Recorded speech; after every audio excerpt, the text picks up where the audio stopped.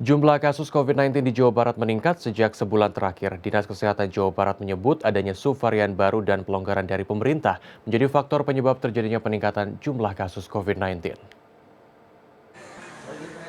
Jumlah kasus COVID-19 di Provinsi Jawa Barat mengalami kenaikan sejak sebulan terakhir.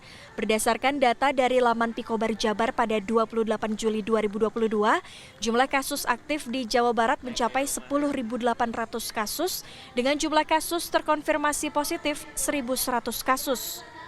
Hal tersebut membuat sejumlah rumah sakit rujukan di provinsi ini waspada. Salah satunya Rumah Sakit Bandung Kiwari yang menyiapkan 55 tempat tidur untuk pasien positif COVID-19. Tingkat keterisian tempat tidur pasien di rumah sakit itu kurang dari 0,5%. Yang masuk ke rumah sakit itu yang terjaring karena kita screening. Misalnya dia mau melahirkan, kita screening, ternyata jadi positif. Atau mau ada tindakan apa yang membutuhkan dia harus dirawat gitu, ternyata dia jadi positif. Sangat sedikit yang dia memang datang karena keluhan itu. Demikian halnya Rumah Sakit Al-Ihsan Kabupaten Bandung melakukan sejumlah persiapan. Jumlah pasien positif COVID-19 yang dirawat di rumah sakit ini meningkat sejak 2 bulan terakhir. Pada Mei, seorang pasien dirawat. Pada Juni, 3 pasien. Dan pada Juli, 6 pasien.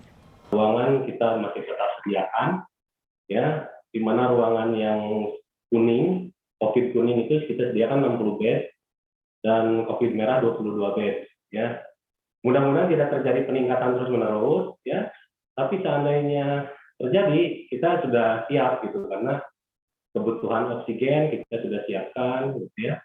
Kebutuhan dari bed hingga modifikasi ruangan lagi,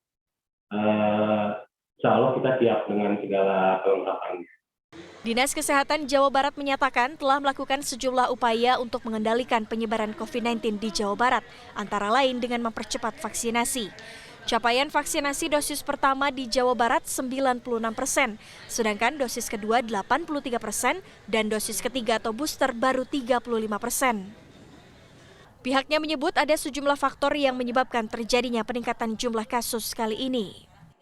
Penyebab kenaikan ada beberapa faktor. Yang pertama itu pasti kita ada varian baru juga yang menurut para epidemiolog bahwa ini virulensinya cepat, artinya penyebarannya menjadi cepat gitu.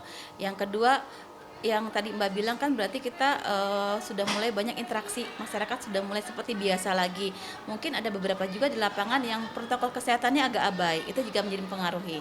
Nah untuk PTM yang sudah 100% juga ini kalau dikatakan berhubungan langsung belum bisa kita buktikan juga, apalagi kalau anak-anak menggunakan prokesnya dengan baik gitu.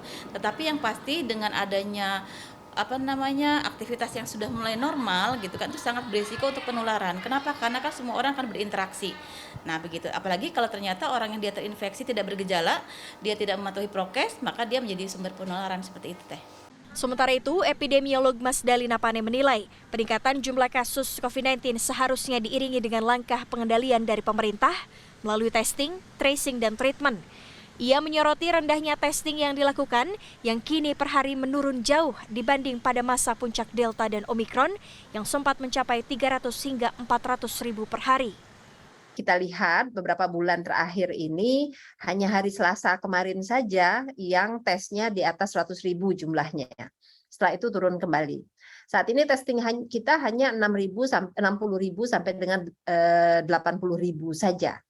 Dan itu sangat sedikit sekali. Dan yang kedua, testing itu sebagian besar harusnya PCR, karena gold standar untuk tes itu adalah PCR. Tapi selama berbulan-bulan, tes kita itu banyaknya di antigen. Jadi PCR itu hanya 20 sampai dengan 40% saja. Nah ini yang menjadi permasalahan pada testing. Mas Dalina menambahkan meski subvarian baru COVID-19 ini tidak seganas varian Delta, tetap harus diwaspadai karena lebih mudah menular kepada orang yang sudah divaksin sekalipun.